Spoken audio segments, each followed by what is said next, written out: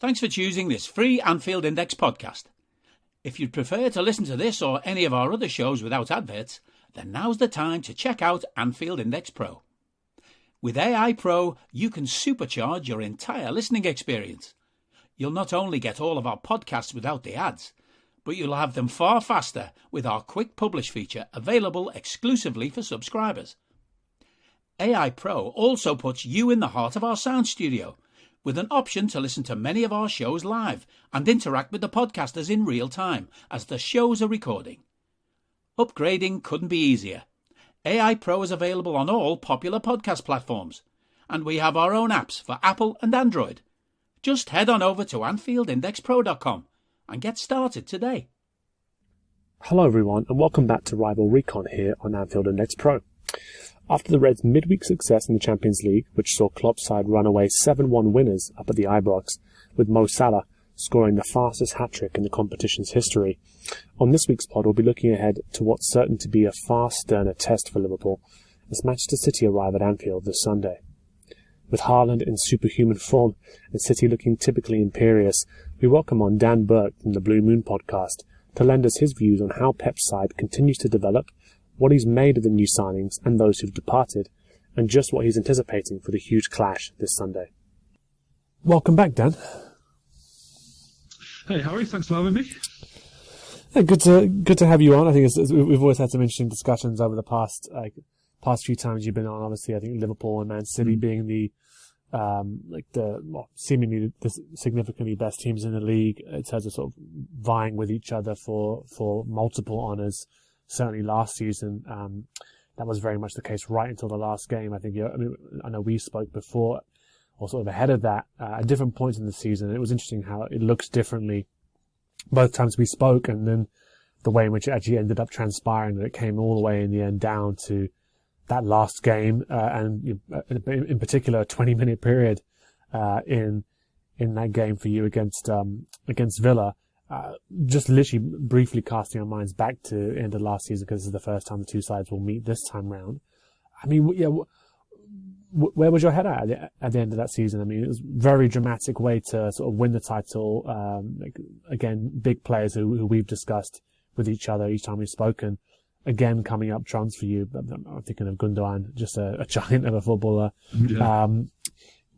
What was your thinking? Because obviously there was that same thing again with the Champions League saga and the exit there, but and perhaps not winning the domestic cups in the way in which you would previously have expected to in previous seasons, but the league in dramatic fashion was that the most important thing? Yeah, I would say so. I mean, it's always great to win the Premier League. I will never, ever get tired of doing that. And that is always, for me personally, I think for a lot of City fans, actually, it's still kind of the number one priority for us going into a season. So yeah, if we get that done, we've had a good season, no doubt about it. Obviously, the Champions League is something that we really want to win as well.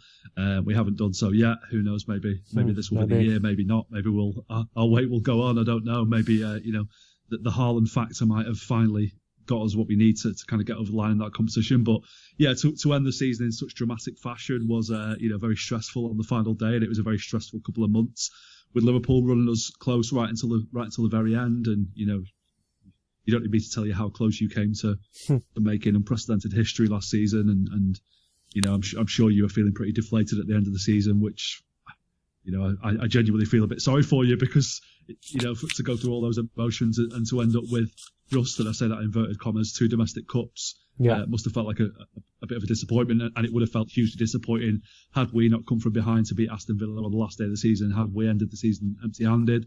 Luckily for us, we did get that title. We did retain the title, and it was a really satisfying end to the season for us, and got some good business done over the summer, and have made a good start to this season and look strong contenders for the title again. So yeah, everything's it's after a good end to the season, everything's pretty rosy in the garden for City at the moment, and long may it continue, we hope. Absolutely. I mean, you mentioned that sort of end of the season, and I think it's interesting at the moment, because we were chatting a little bit before the pod started just around sort of Liverpool's current struggles, current identity crisis, if you will, and I think people have thrown up so many different theories, and then every now and then part of me does just drift back to thinking about can't just be this, but part of me does think about just the mental the mental fatigue that it must have. Actually, I think on high performing athletes to be pipped at the post. As you mentioned, sort of when at one stage you're in. Even though I think all throughout the season the managers played down, how realistic the quadruple is. I think actually maybe now we're seeing sort of the reason why sides don't go for all four competitions, because maybe it leads to some burnout. But certainly from time to time I've wondered just about the mental fatigue that could have on players that you missed out again by 1 point in the league to a record breaking City side, and then of course the way in which that Champions League final transpired both on and off the pitch. Yeah, you just wonder sort of how much of that is responsible for what we're currently seeing. But we're obviously here to talk about City, and I mean we spoke at sort of one of the preseason pods that we did just around the business that City had done, and big departures in that of Sterling, Jesus, and Zinchenko. You can maybe sort of rank them in different ways in terms of the legacies those players left behind. But now we're sort of a little way into the season, and you can sort of see how those players are doing at the clubs that they've joined. Obviously, Zinchenko and Jesus going to Arsenal, Sterling over at Chelsea, Graham Potter's Chelsea now. Just firstly, just your thoughts on the various fortunes that you've seen those players have. It's taken Sterling a little bit of time to settle at Chelsea, but it seems to be settling more and more, and perhaps he'll do even better under Potter.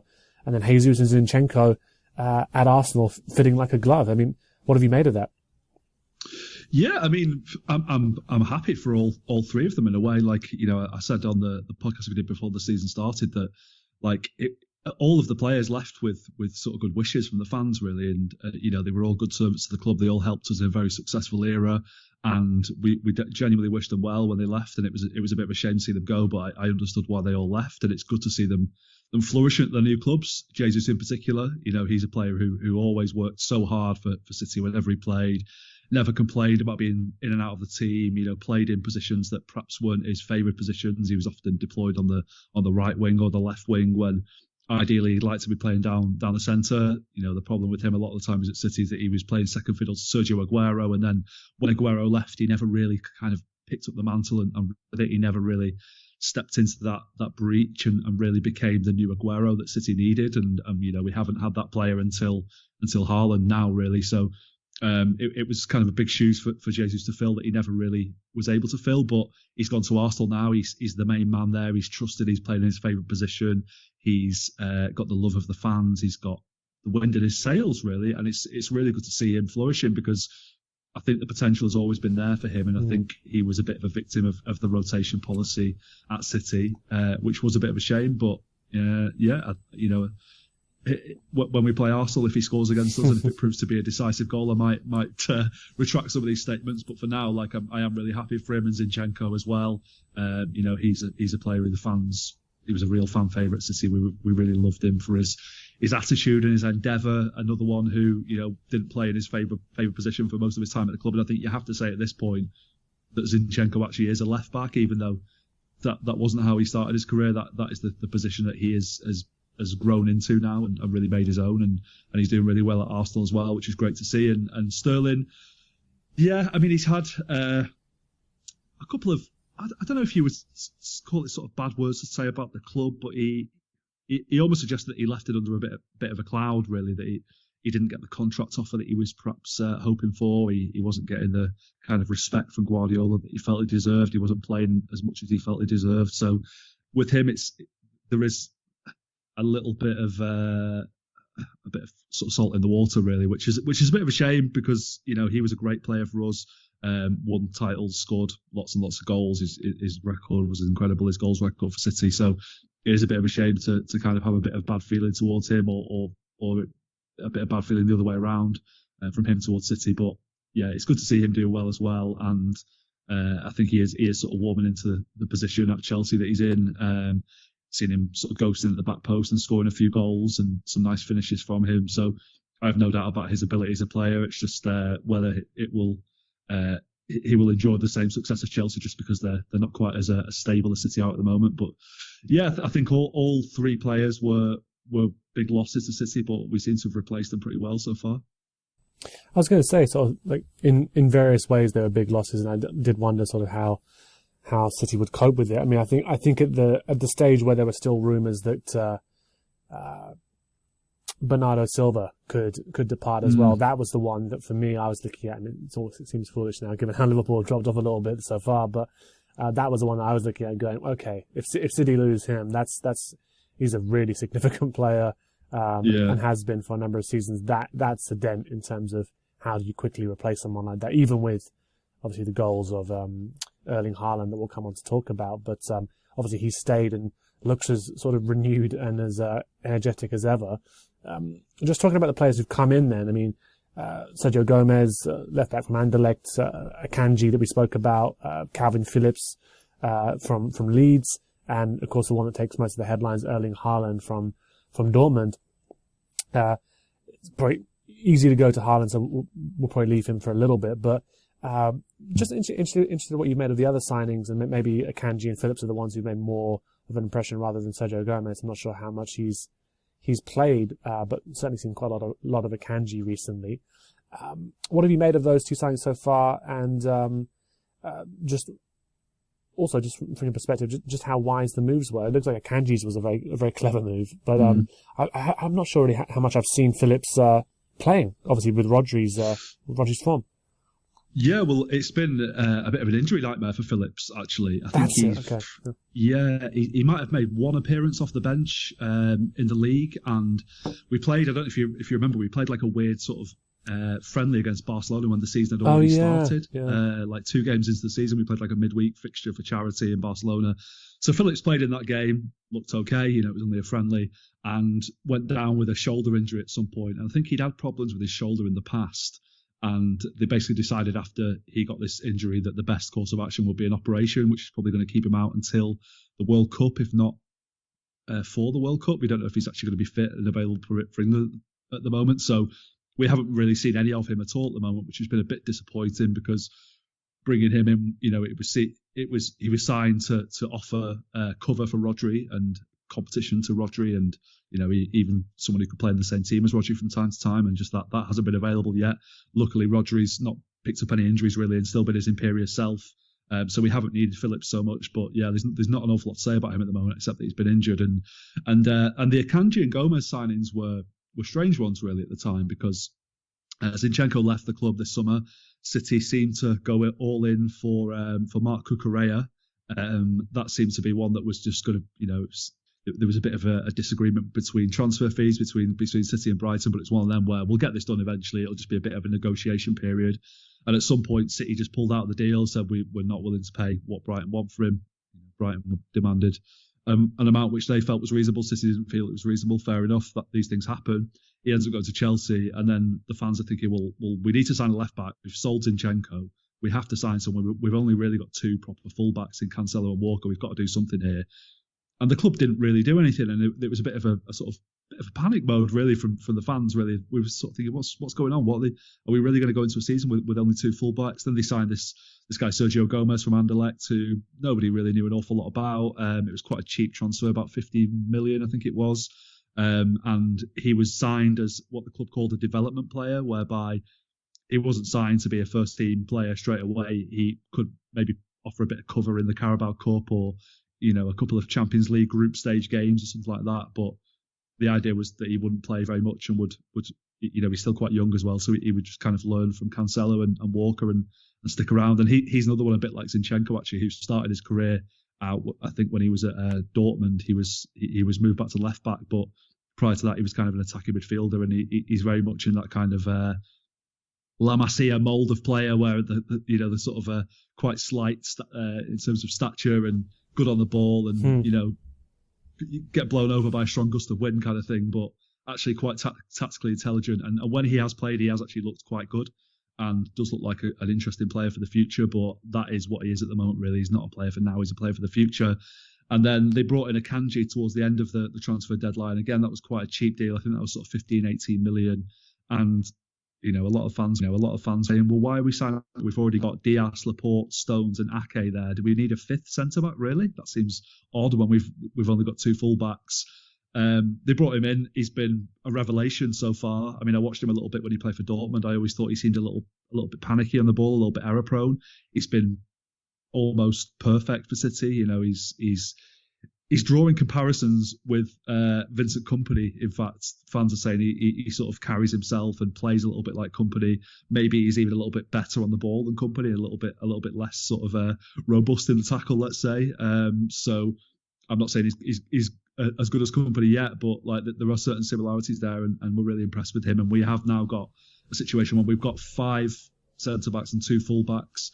But the likes of Akanji and Stones often, and Ake can often fill in a sort of auxiliary fullbacks, and we play this kind of system whereby the fullbacks tuck in a little bit and play almost like defensive midfielders at times, and it kind of suits a centre back quite well. And actually, there've been times when Kyle Walker's played, who's had injury problems this season, but when he has played, he's looked a little bit uncomfortable in that sort of inverted fullback system, which can suggest that maybe he might be getting phased out in the, you know, over the course of the season, and maybe we might see centre backs playing there a bit more often. And Walker is probably going to be out until the World Cup now, but it's not like we're not really worried about it. It's like, well, we've got enough cover. The way we're playing, it's kind of suited to those centre backs that we've got. So yeah, those players that came in have been really good. And then at the other end of the scale, you've got Haaland. You've also got Julian Alvarez, who looks like a real little firecracker of a player, a real kind of Argentine striker in the Sergio Aguero mould.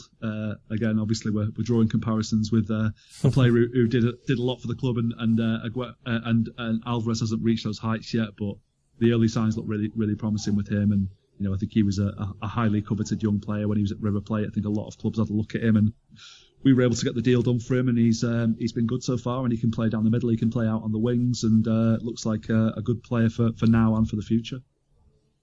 Of course, and I think it brings us on nicely to Erling Haaland, obviously, and it's quite hard not to talk about him. I think there was some interesting stuff made about sort of how he would settle. I never really had any sort of concerns personally. Well, I had concerns about how he'd settle, to be honest. I think they were the ones that have been proven correct. I wasn't worried that he'd find it hard necessarily. Certainly with the supply line that he's got coming his way. But just interested about what you thought in terms of how you thought maybe the team would change slightly to accommodate him, how you think the team has changed to accommodate him as well. And he's obviously, I think is that 15 goals already? I think it is in all competitions, top scorer. Oh, no, it's 20 goals in all competitions. 20? I'm behind. What is it, 20? Okay, God, this is live stats, not... Yeah, 20 goals in all competitions already, which is absolutely absurd. He's on route to break all sorts of records. I think I saw his shot conversion was like 40% the other day, which is that's not what strikers do. Even like all-time great strikers have not managed to achieve that level of ruthlessness in front of goal. What have you made of him? What have you made of sort of how he's got it into the way in which City are playing, and the way in which City have had to change, if at all, to accommodate him?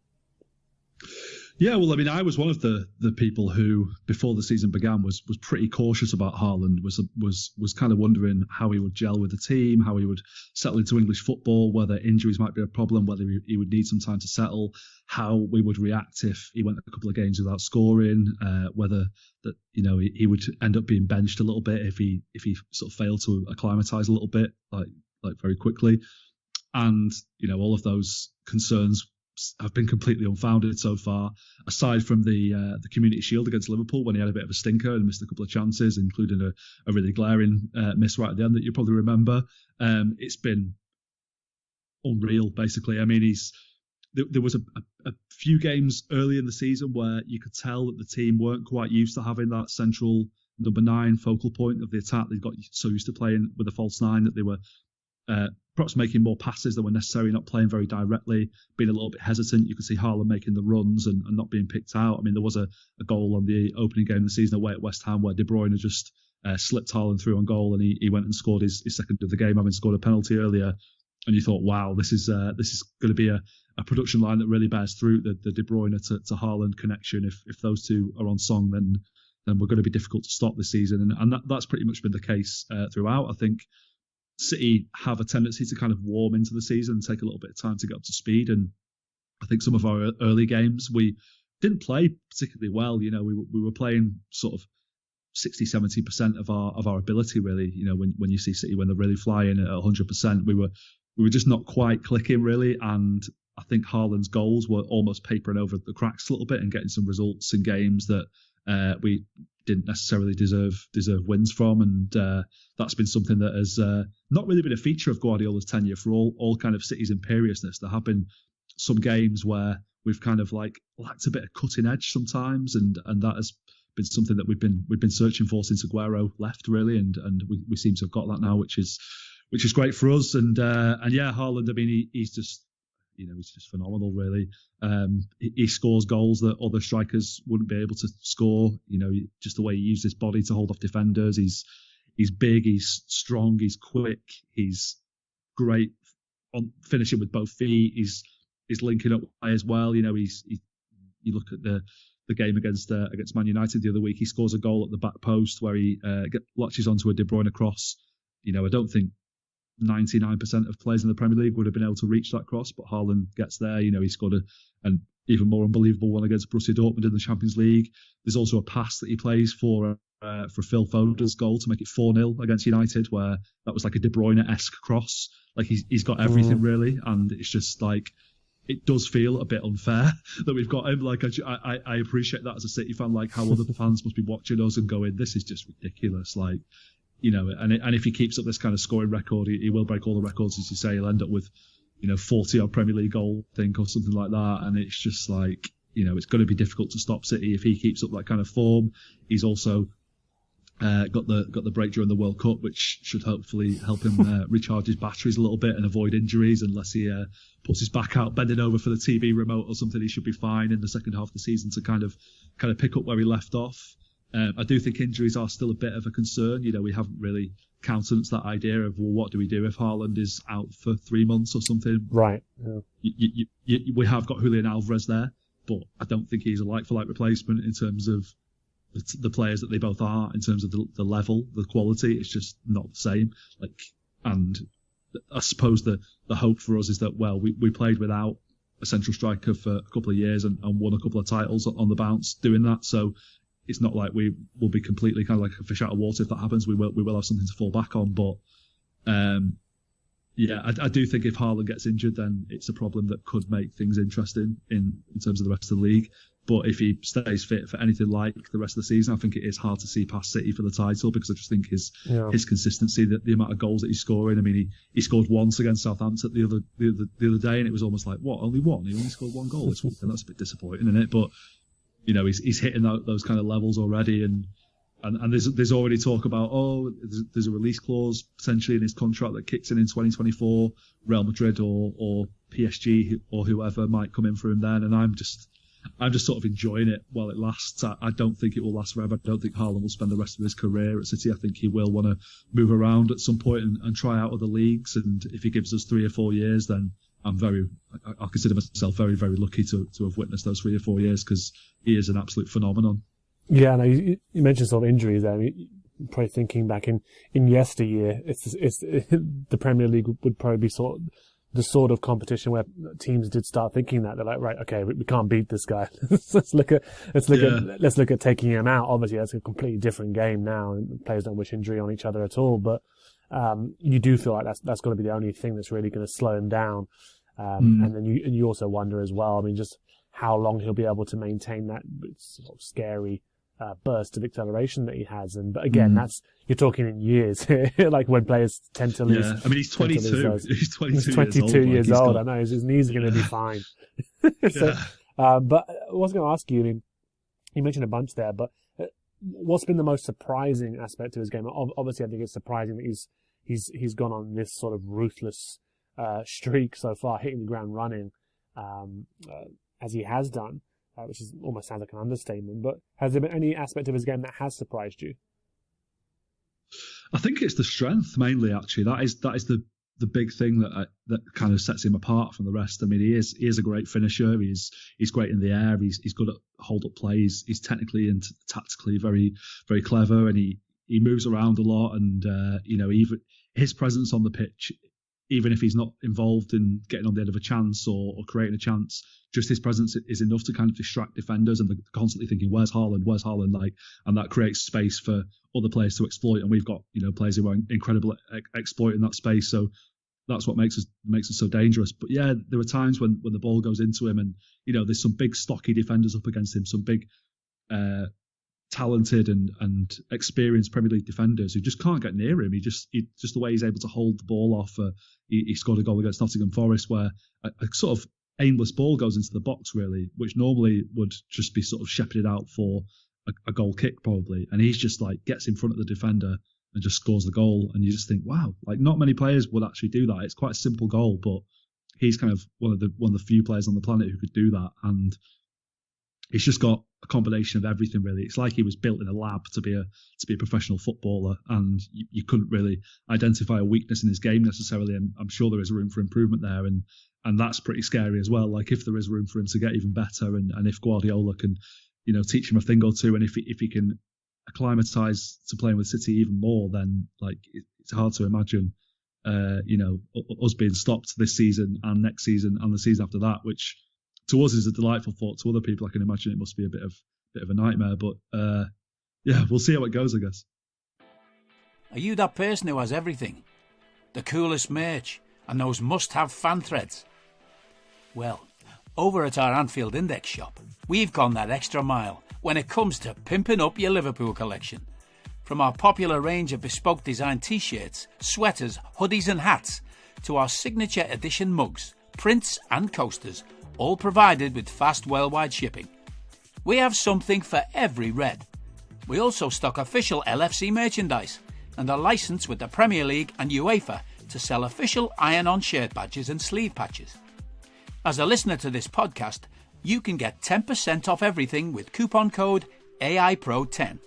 Just head over to AnfieldIndex.shop or find us on Etsy by searching for Anfield Index. Yeah, no, it's interesting. Maybe you think that I'd be more despondent at the moment. I mean, I think definitely. I mean, I'm man enough to admit that I'm upset that the record points totals where we lost the league by 1 point came to be honest. But apart from that, I'm more focused on Liverpool figuring out their own sort of questions at the moment, just so they can build for the future. But you mentioned Haaland there, and it's so easy for him to take all the attention, such has been the impact that he's had. We've spoken in the past as well about other players. We've mentioned two of them already, so Gundogan and Bernardo, who I think are just two absolute gems that you have. I mean, so you've got De Bruyne as well, but Gundogan and Bernardo always sort of attract my attention. Another one is Grealish as well. We spoke about him and the signing and the fee and the pressure and sort of the performance level. Feels like a big season for him as well. And just wanted your opinion on those three players, I suppose. I mean, it looks like De Bruyne is back at his imperious best, so perhaps it's not even worth sort of covering him just yet, because he is sensational, obviously. But those three, for me, have gone a little bit under the radar, I guess you could say, given how Haaland's performed. But what have you made of them? And in particular, sort of, Grealish is now sort of, he's got a shadow to operate in a little bit because Haaland's doing what he's doing. So how is he taken into this season?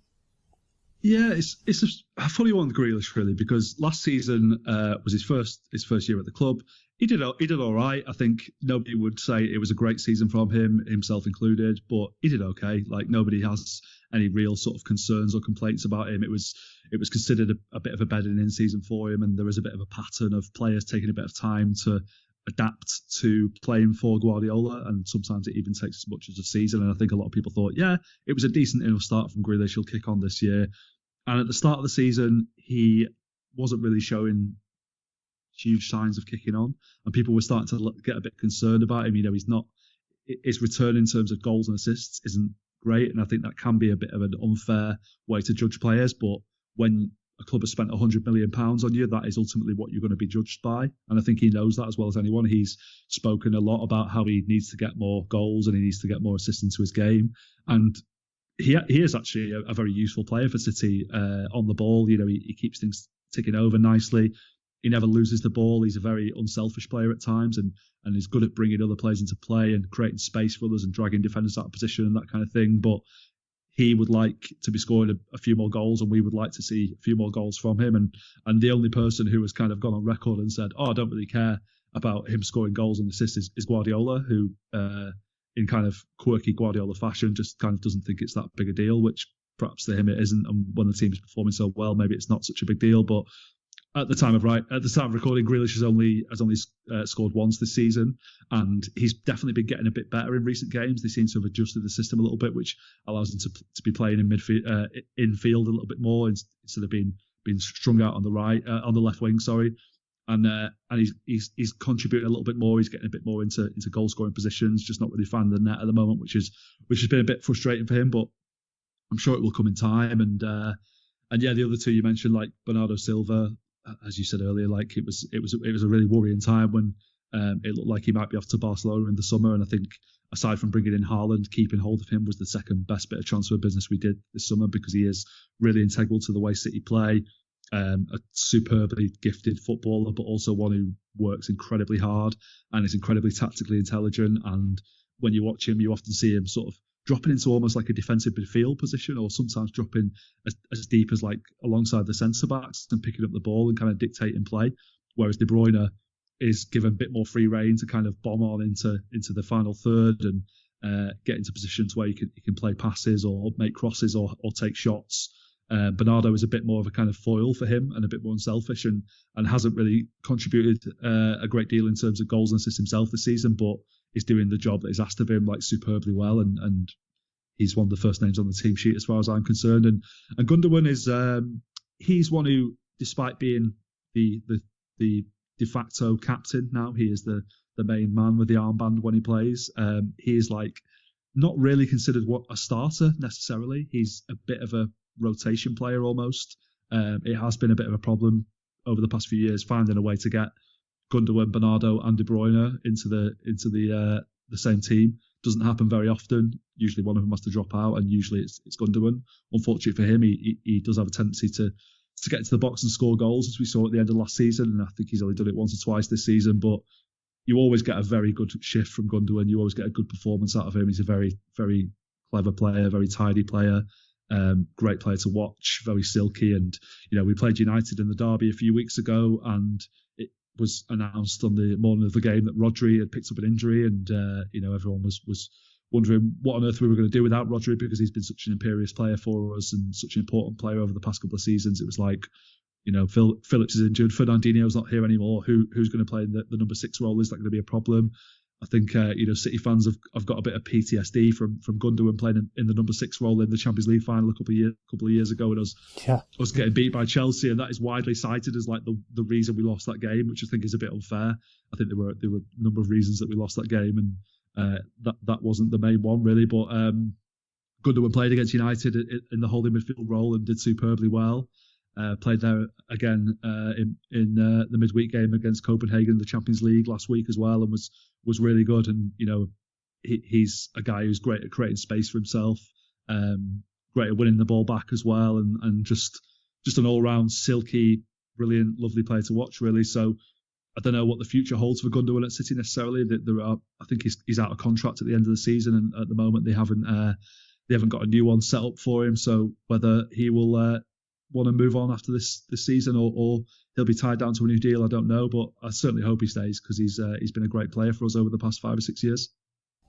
Absolutely. And everything obviously seems to be going very well. It's just sort of discussed that you can't necessarily foresee, aside from a Haaland injury, sort of what's going to be the difficult sort of situation that City encounter this time round so far anyway. I mean, not because it's a Liverpool-based audience or whatever like that, but just genuinely, if you had to sort of pick the worst-case scenario, I mean, where do you see sort of there being vulnerabilities, if at all, in this City side? Is it in case of sort of the depth that you have in those attacking positions? But as you mentioned, the side had got accustomed to playing without a striker as well. I mean, where are the weaknesses in this City side if you were to be an opposition manager?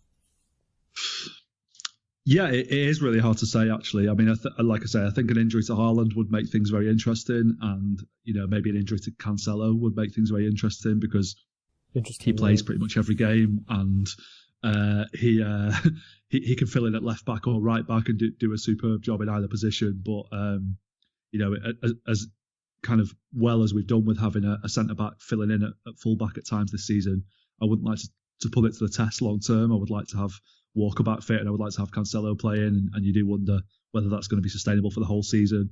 Whether it would be sustainable if Rodri was to get an injury now as well.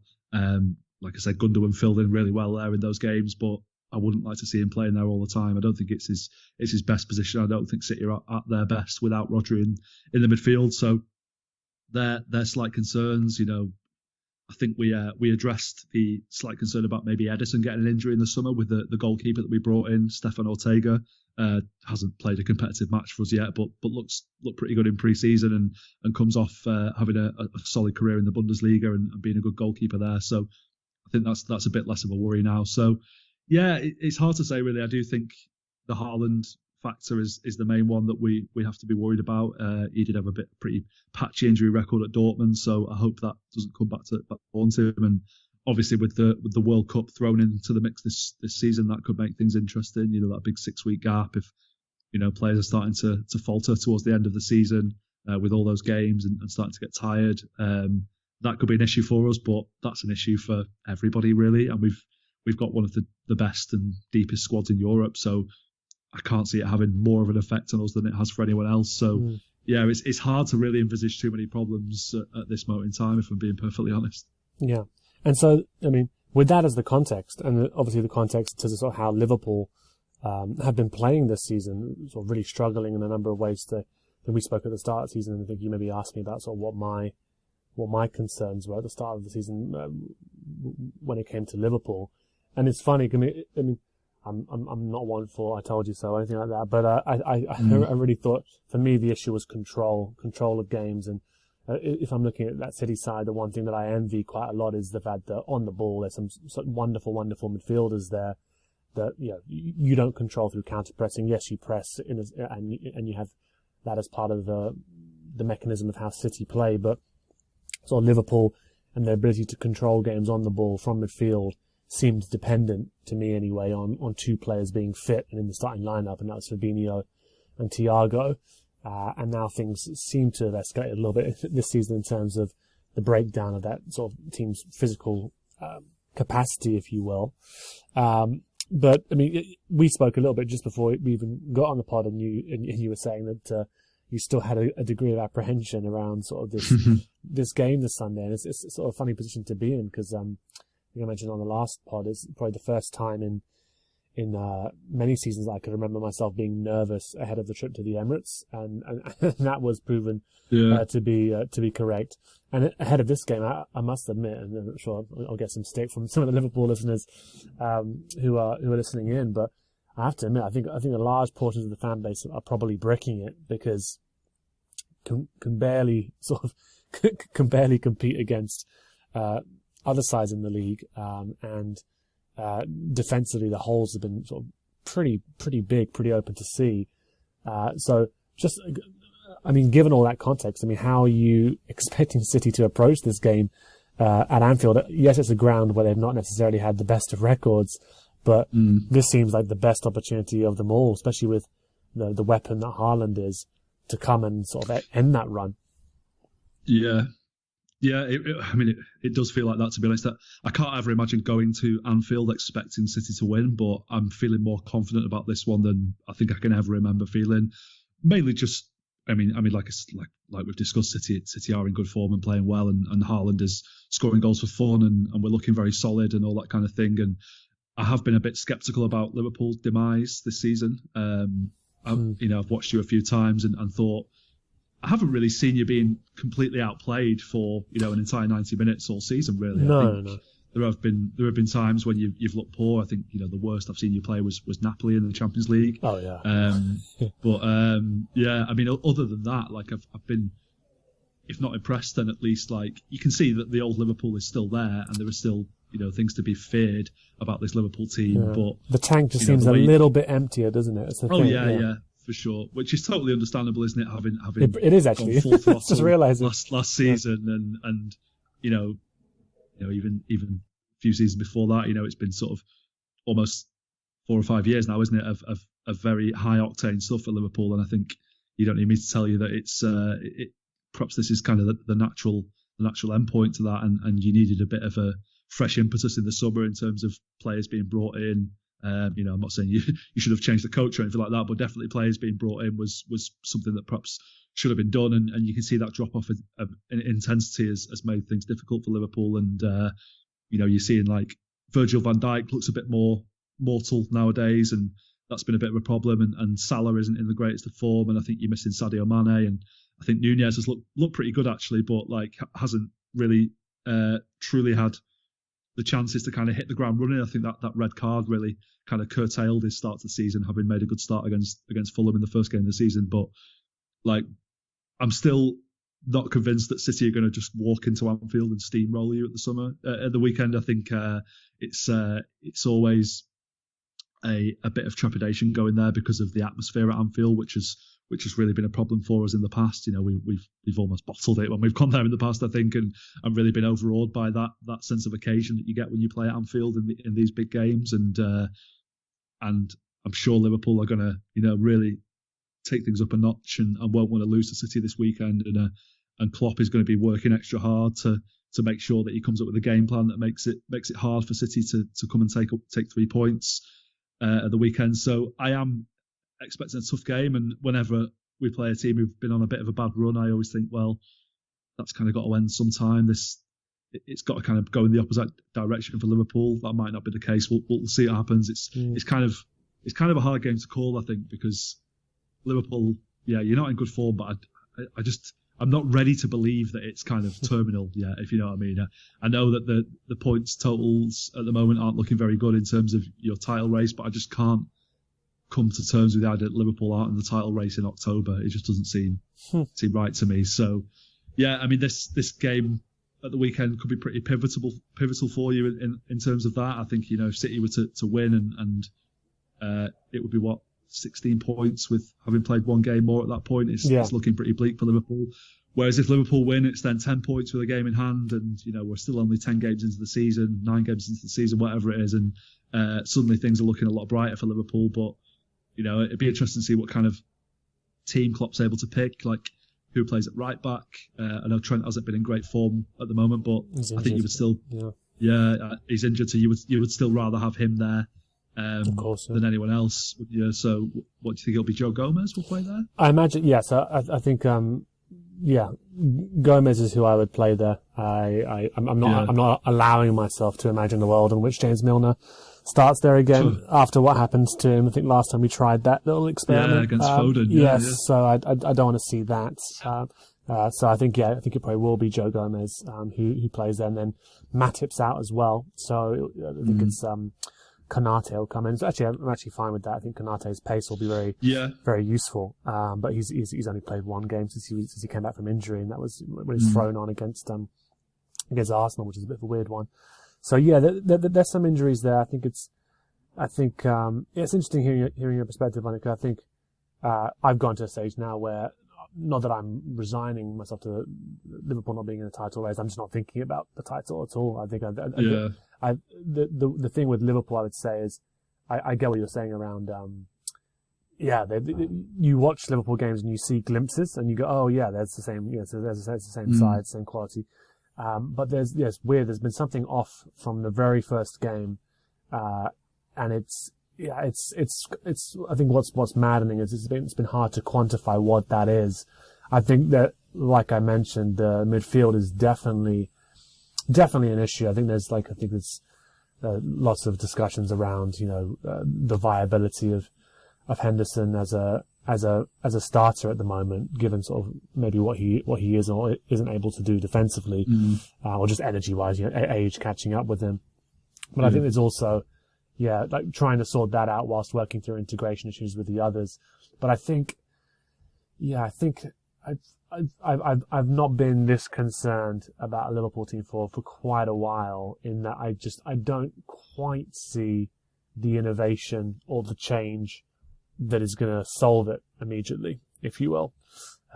So that's what worries me a little bit. So that's why I'm thinking maybe it's even just going to be a personnel thing that eventually saves it, right? Rather than wait for the dream of Jude Bellingham turning up or whatever, which is hardly guaranteed. I think it might have to be somebody coming in a bit sooner than that. But yeah, it's an interesting one. I think just finally then before we do wrap up, and I've to the Liverpool listeners, apologies. I've tried to be more like upbeat. I mean, I agree. I think Núñez, there's been some really promising signs. I think he'll be a good player for us. Just take some time to get that momentum back up. But I think his shot output has some very, very exciting stuff around once he starts finding the finishing touch that he had at Benfica. I don't think that Haaland v Núñez stuff was very helpful to Núñez at the start of the season, really, was it? No, it also wasn't very realistic as well, was it, to be honest? I mean, I think there are different stages of their careers and development, even despite the similarity of their age. So I think it was that helpful, to be honest. But yeah, I think it's an interesting one. But in terms of then, I suppose it sets us up for a final question, just your expectations for the season then, because at the moment, it seems like fairly imperious, solid-looking squad, no real weaknesses at the moment. So, I suppose what are your expectations for this season? I would expect us to win the title again. To be honest, I do think we look the best team. I think if Liverpool were considered by me and by everyone our main challengers for that going into the season, and if you aren't going to be in the title race. I'm having a hard time imagining Arsenal having the longevity to go for the entire season and go toe to toe with City and run us as close or even surpass us in the way that Liverpool have done in recent years. They're not. Let me assure you, their fans are not. They're not having doubts. I think they're going to push you all the way. They might well. I have a hard time imagining it at this moment in time. We'll see how it pans out, especially after the World Cup, but. I think they're good. They're a good side and they're moving in the right direction for sure. But if they're our main challengers, then I'm not too worried about us win the league. Which I hope that doesn't sound cocky, but it's just how I feel, to be honest. And other than that, you're looking at Tottenham or Chelsea, who I just don't see being involved either. I would be astonished if Man United made anything like a dent in the title race this year. So it seems at this moment in time like City are pretty heavy favourites for that, and. Yeah, I would probably back us to win that. And the Champions League, who knows really? We're going to get out of the group. We've sealed qualification already. That was a bit of a formality before the group stage even began, really. And then with City, you're looking at the last 16, the quarterfinals, seeing who we get there. If we can get favourable draws and get through them, then suddenly you're in the semi-final, and it really opens up. And we could either finally get over the line and Haaland fires us to glory in the Champions League, or some mad stuff happens like happened against Real Madrid last season. We get knocked out again and we're left wondering what on earth do we have to do to win this competition, this cursed competition. But it's not something that's kind of keeping me awake at night, especially not in October. I'll worry about that towards the end of the season. And in terms of the cups, I could imagine us winning both cups. I could imagine us not winning both cups. We've funnily enough got Chelsea at home in the Carabao Cup, which is one that could go either way. So we could go on to win that one, or we could get knocked out early like we did last season. And the FA Cup, it's too soon to start thinking about that really. So my expectations are that we'll go on to win the league, and I'd be happy with that. Anything else is a bonus really. And I suppose more than ever this year, if we only, in inverted commas, win the Premier League and we don't win the Champions League, then I think people will have something to say about that, even more so than they have in the past, which is fine. And I can live with that. I do accept that there's a lot of pressure that comes with the money that City spend and the players that City have and the manager that City have. So, if we don't win all 4 trophies, it will probably be considered a bit of a failure. But whatever. Yeah, these are the problems that. It's quite like to have. First world problems, if ever there were one. Yeah. These were the problems that we were contending with last season. Which of the 4 is it going to be? I think one thing I definitely want to see this season is not to prioritise the FA Cup and Carabao Cup, because I do wonder just how much that burnout physically has come from us trying to do everything. And some of these players have they've run a lot of miles. So. I actually think if we had beaten you in the semi-final of the FA Cup last season, we wouldn't have won the Premier League. I think that really would have had an impact on us. Yeah. So I think that was a bit of a blessing in disguise as far as we were concerned. Interesting. I must admit, I was quite annoyed by the Villa draw at the start of the season. I was like, oh yeah, you couldn't do that. So you couldn't do that. Like dogged 1-1 earlier in the season. Yeah. But no, I think City. I mean, as much as I joke about City are in a phenomenal side, lots of players to really admire. So I think that's it's looking good across all fronts, I think, absolutely. But as always, Dan, thank you very much for coming on and sort of lending us your perspective on how City are doing. It's been fairly consistent, I think, for a while. Your thoughts for Sunday. Good to hear that there's still some trepidation. I think Liverpool fans are trying to talk themselves into it. I'm sure after a few drinks they will have done this weekend, but sure we all will have done. But it's looking pretty ominous, I think, at the moment. But thanks again for coming on. My pleasure, Harry. Thanks for having me. And just before we wrap up, and just to say for the listeners that the games are coming thick and fast here, obviously, and there'll be another rival Recon, I think, looking at my fixture list here before West Ham, which is only 3 days after the City game on Sunday. So, as we get closer and closer to the World Cup, the fixture list gets even more crammed. But there'll be an episode of the pod just ahead of that game at home to David Moyes, West Ham. Please don't allow David Moyes to get his first one at Anfield. That'd be quite nice if we just didn't do that. Quite nice. But in terms of other content, of course, there's plenty of other pods out on the channel. Lots of people looking in forensic detail as to sort of why Liverpool are going through the current identity crisis that they are, and potential routes out of that as well. So do check out those pods as well. But for us here, as I said, we'll be back again before that game against West Ham. We hope you enjoyed listening to this Anfield Index show. Please be sure to subscribe to our channel so future podcasts find their way to your device automatically. There's nothing quite like fan engagement, and we'd love to know what you think of anything discussed on this show. The best way to get in touch is over on our free Discord community, where both podcasters and listeners debate the hottest LFC topics 24/7. Sign up free now at AnfieldIndex.com/Discord. You won't regret it. You can also follow us on Twitter at Anfield Index and find us on Facebook by searching for Anfield Index. Oh, and before you go, we'd love it if you could leave us a 5-star review on your favourite podcast app. It only takes a couple of seconds, and it means the world to the people who create these free shows.